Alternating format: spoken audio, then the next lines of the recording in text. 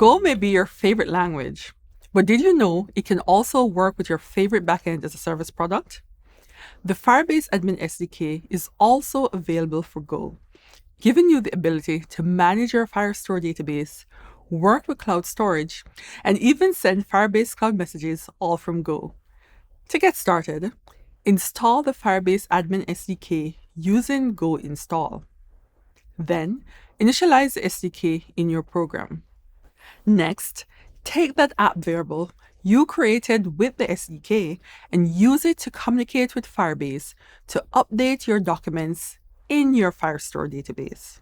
With the Firebase Admin SDK, you can update documents from your backend and then have that information fan out to all your client apps in real time.